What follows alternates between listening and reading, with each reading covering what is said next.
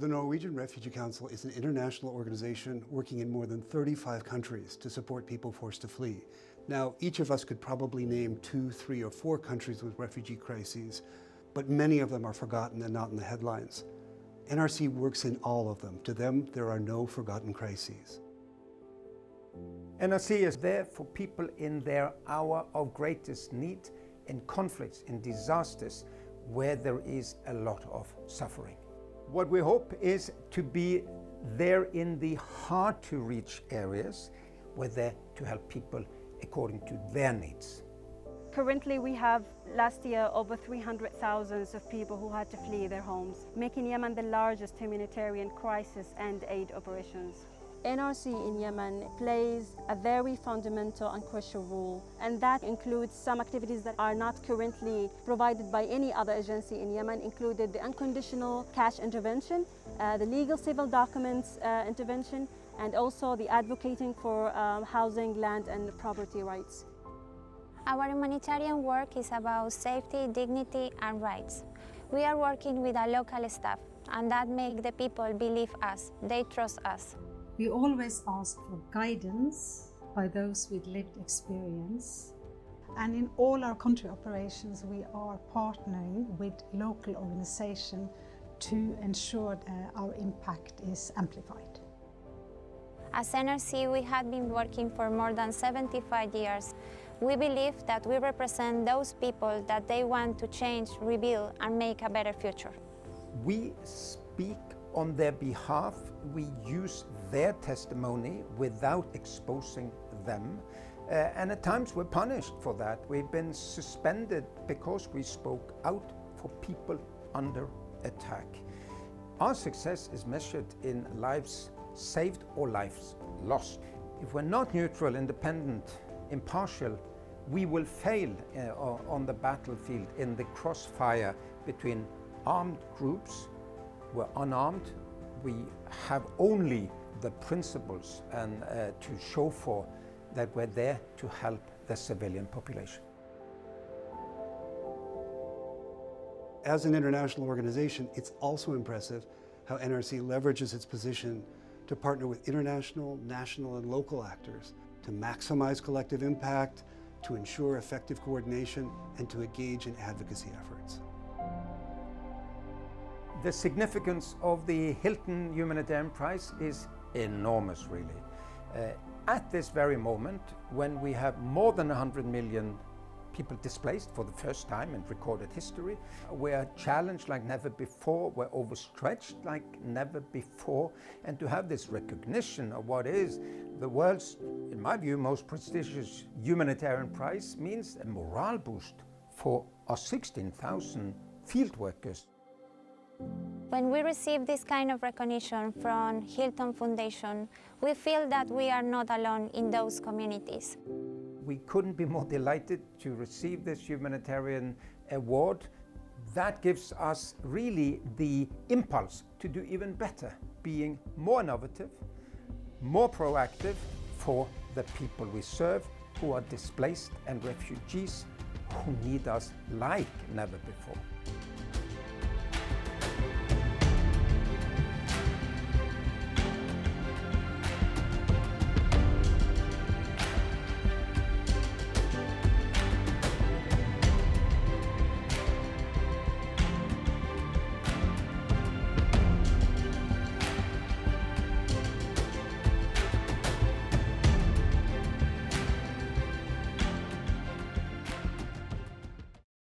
Hello again and welcome officially to the 2022 Hilton Humanitarian Prize ceremony.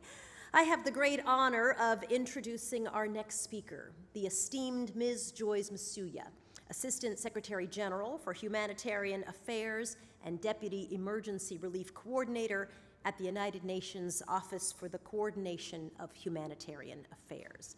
In February 2022, UN Secretary General Antonio Guterres appointed Joyce Msuya of Tanzania to this venerable role. She brings more than 20 years' experience in international development and finance, spanning strategy, operations, and partnerships, and with diverse assignments in Africa, Asia, and Latin America. Prior to taking on her current role, Msuya served as Deputy Executive Director of the UN Environment Program in Nairobi, Kenya. Between 2018 and 2019, she served as UNEP's Interim Executive Director at the Under-Secretary General level, leading the 4th session of the UN Environment Assembly and mobilizing resources to support its mission. Msuya has held several senior leadership roles at the World Bank Group, including that of Special Representative and Head of the World Bank Group Office in the Republic of Korea, Regional Coordinator at the World Bank Institute based in China, and Special Advisor to the World Bank's then Senior Vice President and Chief Economist. She also led strategy and operations for the International Finance Corporation in Africa and Latin America, covering the manufacturing, agribusiness, and services sectors. Msuya is fluent in English, Swahili, and Pare, and conversant in Mandarin. So please join me in welcoming to the stage the Assistant Secretary General, Ms. Joyce Msuya.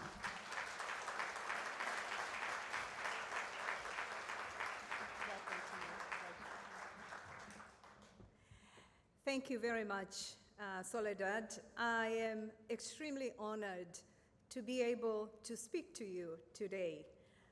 Since its inception, the Hilton Foundation has been at the forefront of humanity's efforts to improve the human condition and to alleviate human suffering. Never has this work been more important. The world today faces a series of interconnected global crises that threaten to unravel decades of progress. As we chart a course through these turbulent times, we would do well to recall the world that Conrad and Baron Hilton envisioned, a world that this foundation, the NRC, and so many in the audience today are working so hard to bring about. In his will, Conrad wrote that the world's people, and I quote, deserve to be loved and encouraged, never to be abandoned, to wander alone in poverty and darkness, end of quote. To wander alone in poverty and darkness. These words give me pause because I have been asked to talk to you today about the climate emergency and forced displacement, about migration, about journeys, about wandering. It is a story we are all familiar with, for the story of our species is a story of migration, of a voyage that has seen us fan out to almost every corner of the earth. And yet, what is happening on our planet today is horrifyingly different from those early beginnings. The stable climate that humankind has enjoyed for around 10,000 years, an era of climactic calm that has birthed civilizations and allowed our species to flourish, is rapidly coming to an end. If emissions accelerate, then 1 in every 3 people on Earth may soon live outside the ecological niche where humans have thrived for thousands of years. These changes will turbocharge a movement of people unlike any the world has ever seen, redrawing the map of our species. This movement has already begun. Just last week, I visited camps for the displaced in Yemen, where the impacts of the climate crisis on the world's most vulnerable were brought home in grim detail. I met with Azrak, a woman displaced 4 times in 8 years. She lost her husband and brother to war, and now her country is being hammered by the climate crisis, causing water shortages, drought, heat waves, dust storms, and floods. Extreme weather now forces more people from their homes than war. But the slow burning impacts of the crisis are just as bad. The millions in Southeast Asia who have left their homes because they can no longer produce enough food to feed their families. The millions in the Sahel who have streamed towards coasts and cities as drought turns land to dust, forcing them into cities and slums, already straining to provide for their people. The children in the Horn of Africa, forced to walk for days to find water as the rains fail and the region tips towards full-blown famine. More intense and more frequent hurricanes are destroying more homes and upending more lives. Floods are washing away schools and futures. Rising seas are slowly swallowing up island nations. As the climate emergency intensifies, the number of people forcibly displaced will rocket.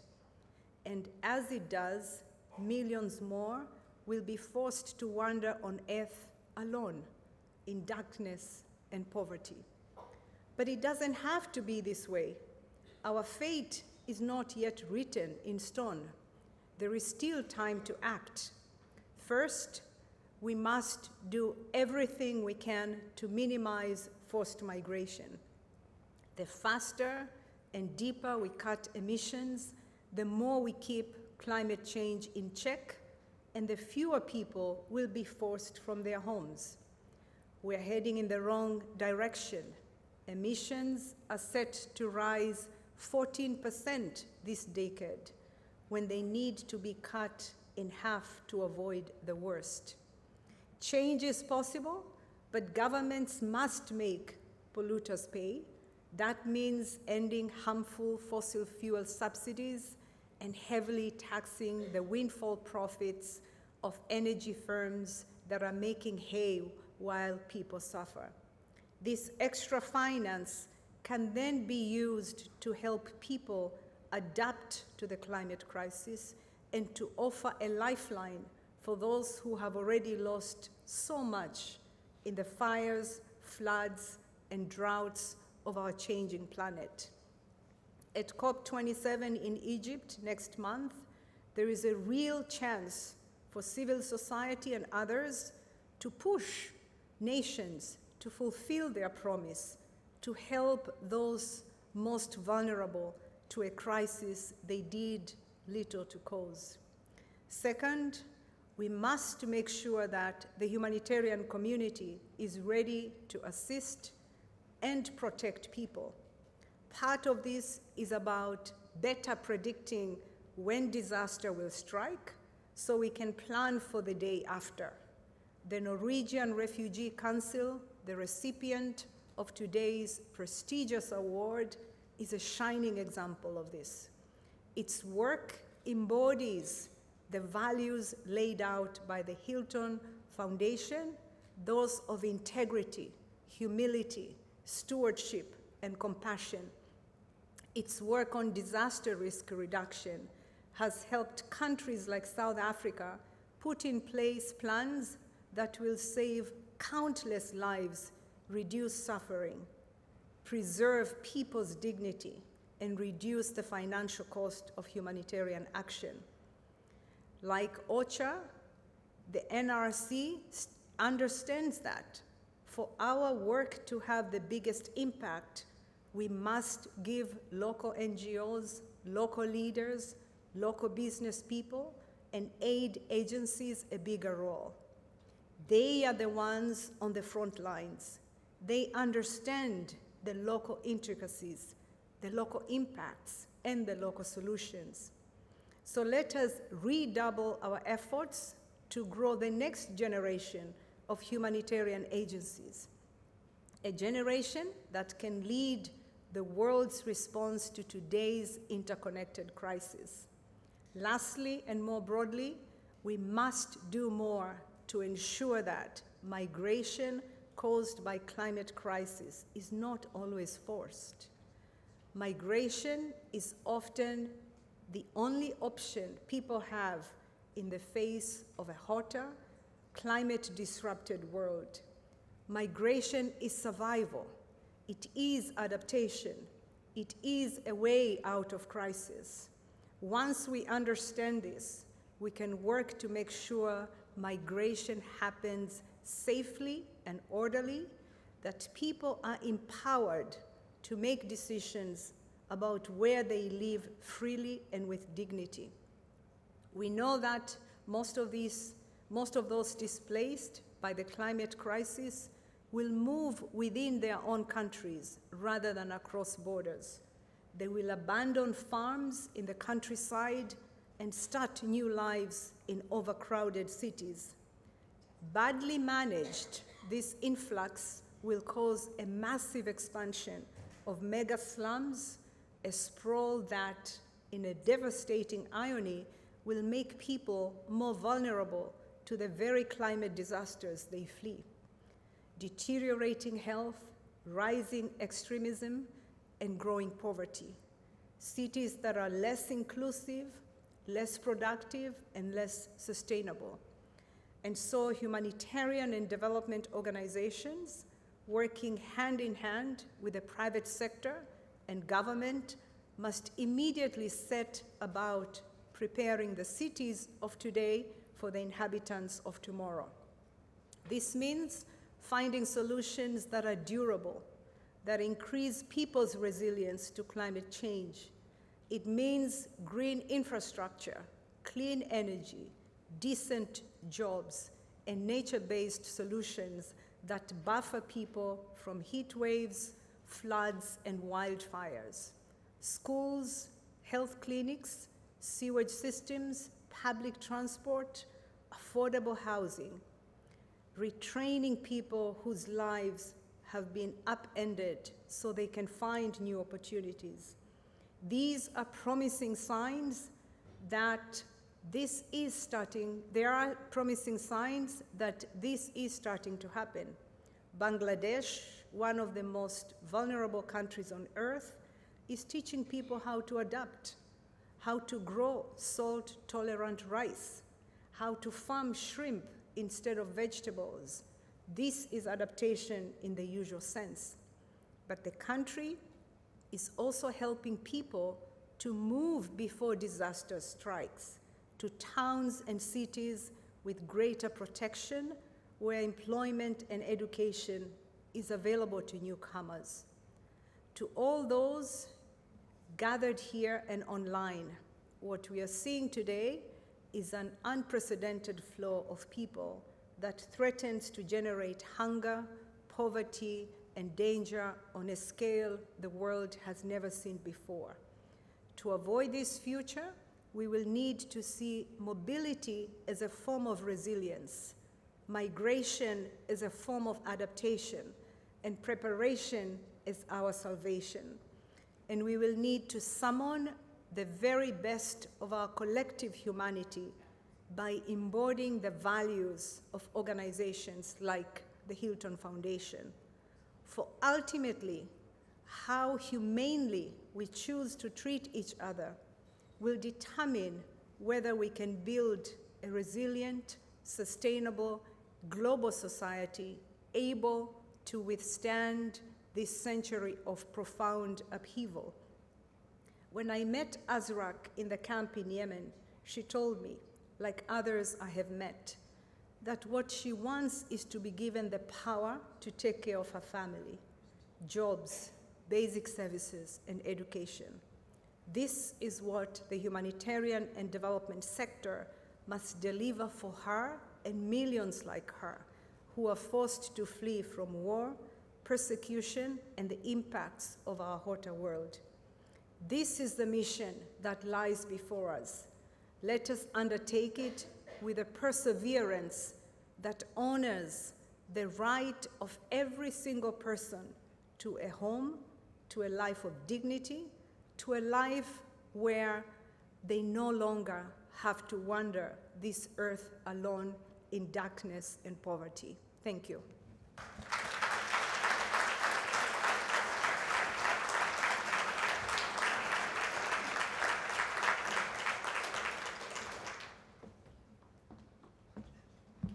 Thank you, Assistant Secretary General.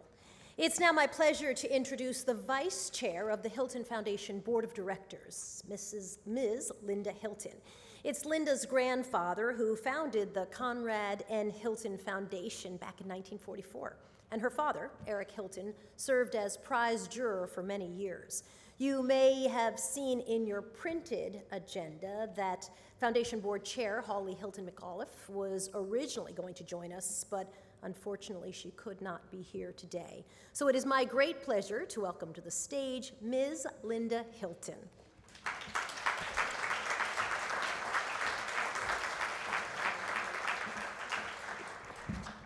Thank you, Soledad. In 1996, the foundation created the Conrad and Hilton Humanitarian Prize as a tribute to my grandfather's lifetime of international humanitarian efforts. Every year, this award is presented to a nonprofit organization judged to have made exemplary and extraordinary contributions toward alleviating human suffering. It is nicknamed the Nobel for Nonprofits. The prize has, for 27 years now, helped further fuel the success of exceptional nonprofits. And we are immensely proud of our history and work to date in association with the tremendous laureate organization, many of which are in the room today.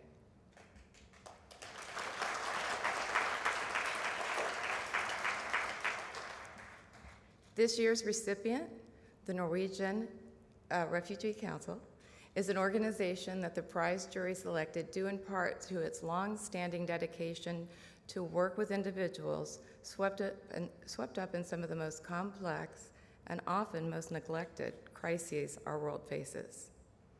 NRC's work is driven by the needs of displaced people.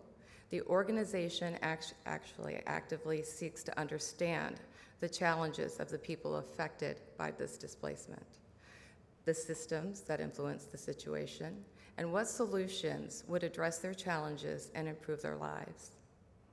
NRC partners with international, national, and local actors to maximize the collective impact, ensure effective coordination of services, and engage in advocacy efforts. They work with so many people, and you've heard today the statistic of 100 million people that have now been forced to flee their homes. And in 2021, NRC actually assisted 10 million people globally, and that is huge. It is so significant and quite a market share of the 100 million. When we learned of the jury's selection of the Norwegian Refugee Council as this year's prize recipient, I think that I can speak for the entire board of directors that we were thrilled with this decision. So with that, I would like to say to the entire Norwegian Refugee Council team, thank you. Thank you for all the work that you do, and congratulations.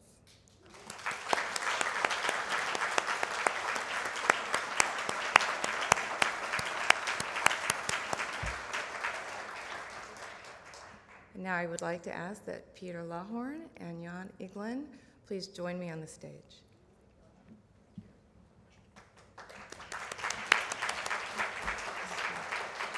Thank you.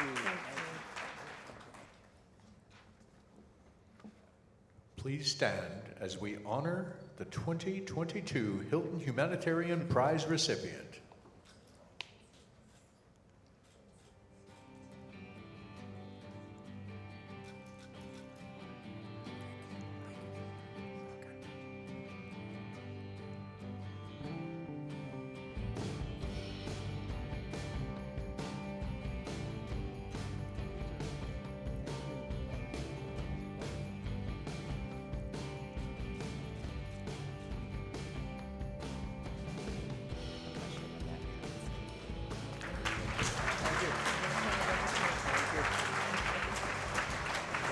Thank you. Our warmest gratitude to all of you here. for this warm applause.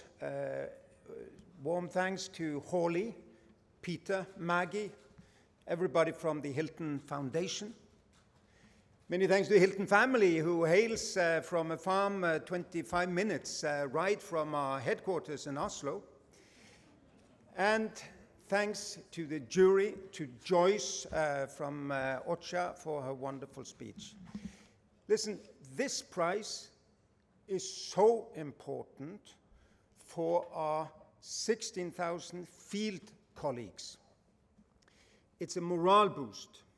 So those of our colleagues who today, very early, went out to reach communities in eastern and southern Ukraine that are under a hail of missiles and that have lost electricity because of the bombing, those colleagues who are now in the race against the clock and against the winter to provide warmth, clothes, food to communities in the crossfire, they know of the prize.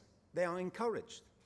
Of 1,400 colleagues, Afghan, female and male staff that remained on their post in Afghanistan, in spite of the adverse nature and in spite of the current authorities.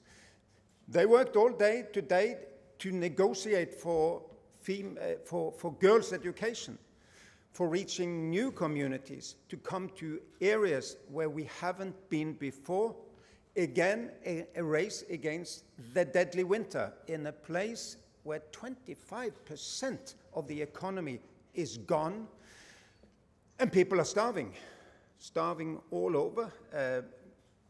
The Western soldiers left, the aid workers stayed behind with the 40 million of the civilian population that were left behind.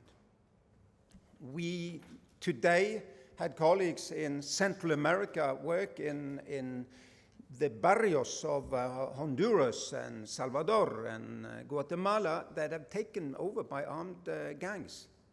But we have to go there. There are great needs there. We're in Colombia, going upriver in the jungle to Indian communities that have been devastated by conflict, by the drug trade, etc. They need our help.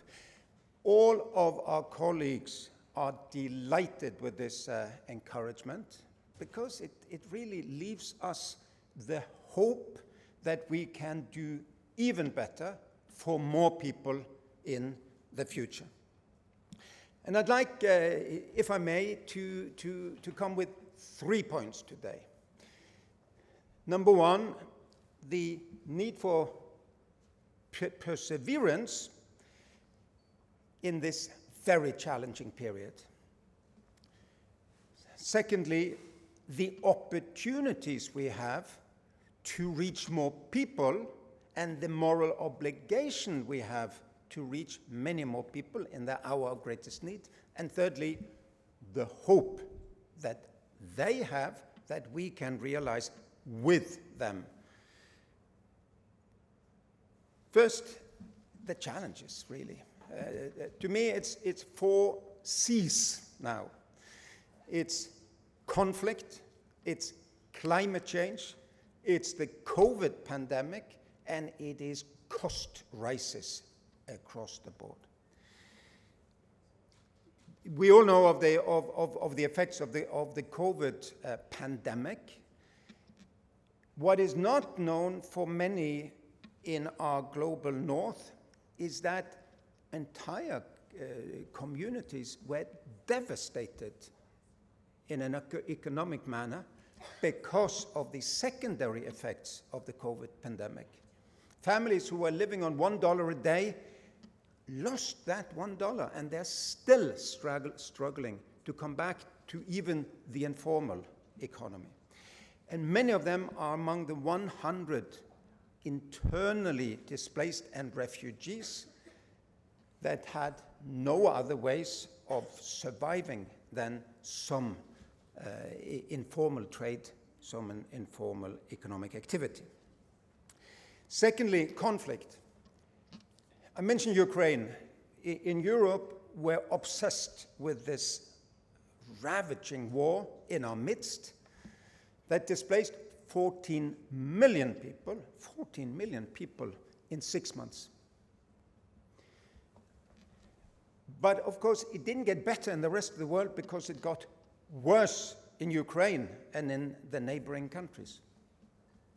It got worse in the Congo. It got worse in Somalia. It got worse in Myanmar and in Mali. Food, fuel, fertilizers became more costly. Supplies ended, and attention dried up.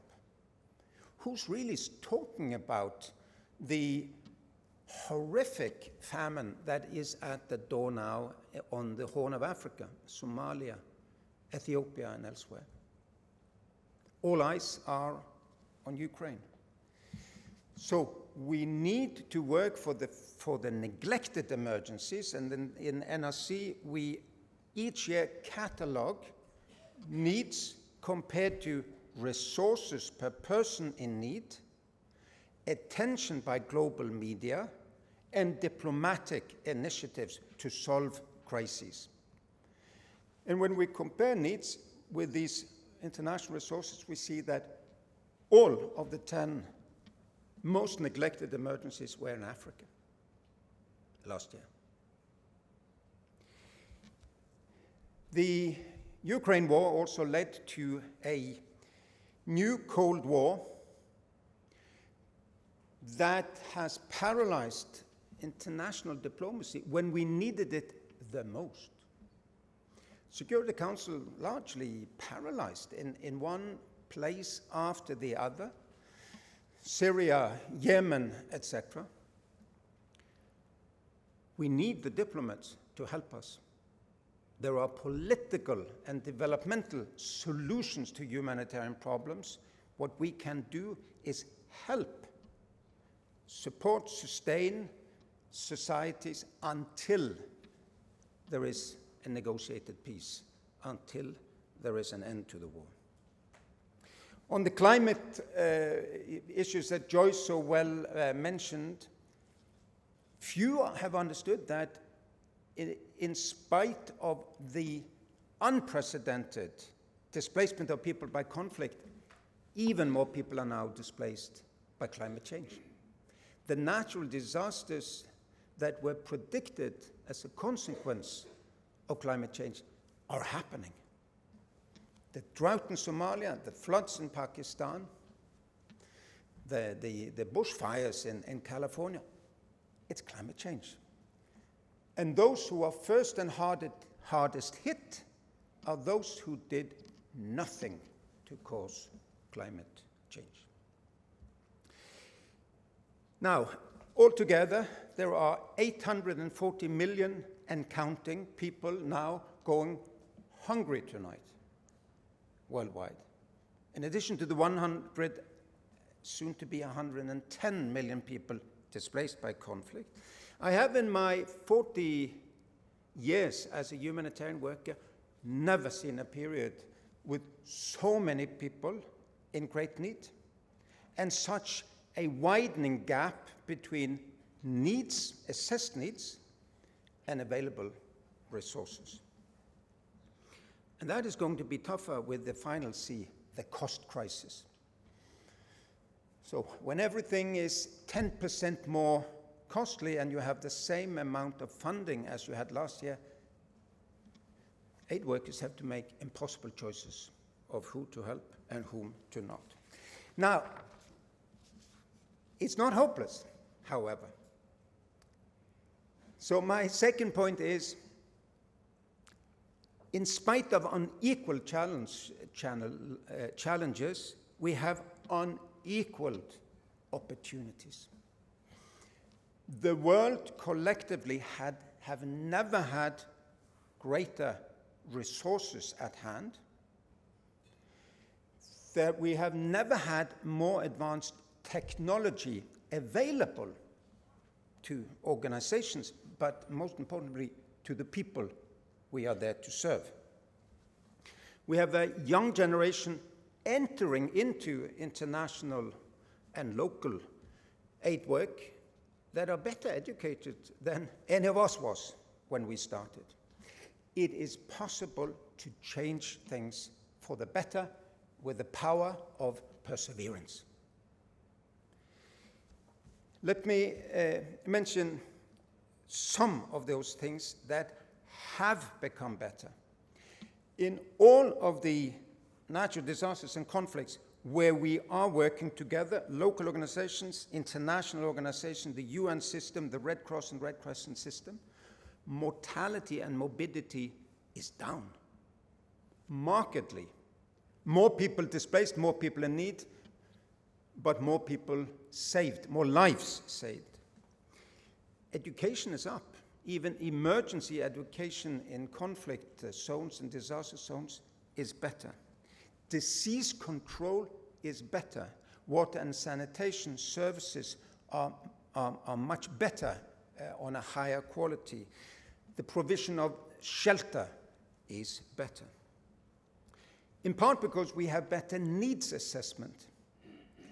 In the past, when we did our work, I started myself driving a second-hand car from Chicago to Panama and going on to Colombia to work as a volunteer at the age of 19 in the local Catholic relief organization. At that time, I didn't even know there was a war in Colombia.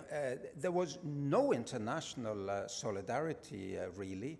There was only the local organizations, and they were completely overwhelmed.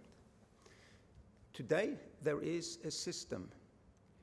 We have several hundred international organizations involved in humanitarian work, and there are thousands of fantastic local groups. Communication with the people we serve has also become much better. When I look to the past, I'm ashamed how often we provided relief that was not necessarily needed. We thought it was needed. Today, more than a third of all of our assistance is unconditional cash in the hands of the mother or the father or both. They decide. So our colleagues in the well-done movie by the Hilton Foundation showed how much of our work is now cash. You decide because you know what's needed. Should it be education? Should it be food? Should it be healthcare? Should it be the ability to move? Or should it be the investment in some livelihood? You decide. Now, the localization that was mentioned in the good panel here, and where I agree we are far behind where we should. In the grand bargain that I'm leading, there is a lot of self-criticism among donors and international organizations. That is 3.5% of the total aid going through local groups. However, now finally, donors, international organizations realize that it has to be much more of an equal partnership. The local organizations were there before we came, and they're going to stay when one day we leave.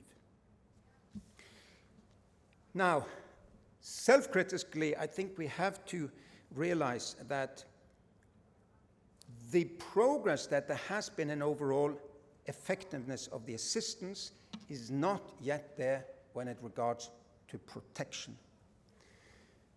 The abuse that civilians, including the most vulnerable, children and women, that protection is not improving at the scale of the technical assistance work. We cannot continue to give blankets to people who have been gang raped. We cannot continue to not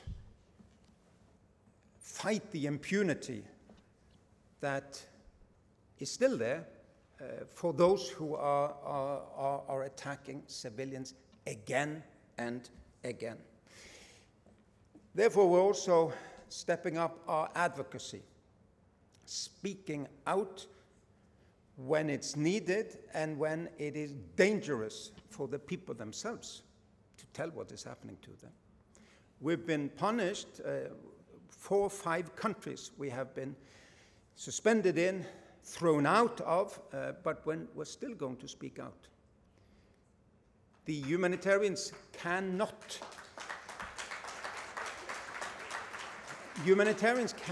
be passive witnesses to horrific abuse that is happening against defenseless people. We have to speak the truth.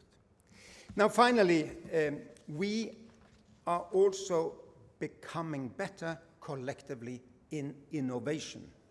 And I want to mention that here in California, home of innovation. We recently had a hackathon among youth in some of our refugee camps where we are doing camp coordination. And in the Asrak camp in Jordan, a group of young refugee youth won one of the prizes that was implemented, and it was basically a system to use the little electricity that was available in the camp better. Now, the saving of electricity through the day it made it possible for the camp to go from a few hours of electricity per day to electricity 24/7. So light for education, the electricity when it is needed and not just when the camp can afford to put it on. And it wasn't us doing it. It was the youth who invented systems and devices and did campaigns for how to economize with their electricity that made that better for the whole camp. We've had now better learning programs for traumatized kids where teachers are able to design not only the education but also their counseling and their interaction with the children that are traumatized. So from Gaza to now Ukraine to many other countries, we are rolling out a system that was developed in a cooperation with the teachers, local teachers themselves. And finally, the global digital community hubs that we are developing with Twilio and WhatsApp and other companies here present are at the moment communicating two-way with hundreds of thousands of people online, which makes us possible for us to hear what they need, when they need it, give advice on where to go and how to deal with the crisis situation. But first and foremost, they tell us what's needed, and they criticize our programs where it is needed. Now, finally then, we can provide hope. I mean, again, the power of perseverance is that I need to work harder to realize the hopes and the dreams of the children that are now in our schools. We have 1.5 million children in schools that we sponsor and where we organize local teachers to provide education. So when I go to these places, I always ask, children, what would you like then to be when you're as old as me, or I mean, not as old as me, it's too old, I mean, when you were grown up? And I'm always so taken with how many want to be teachers and nurses and builders and engineers and farmers. in Cox's Bazar, as well as in Rakhine. I met with Rohingyas on either side, and they said, thank you for the primary education. Please help us the next levels, because I want to be a teacher. I want to be a doctor. In northern Cameroon, I came to a place that had been basically torched by Boko Haram, coming from northern Nigeria. And I asked the children, what do you want to be? And you would expect them to say, I want revenge. The people torched my home. They killed relatives. I want to fight. I want to continue this war. No. They all said, we want education. We want to be teachers, engineers, nurses, farmers. We want to rebuild. So that's the challenge. They want to be teachers. We can enable that, but then we need to do more and better in a more innovative way through the power of perseverance. On behalf of all of us in NRC, I thank the Hilton Foundation and all of you for this wonderful, wonderful help to do better. Thank you.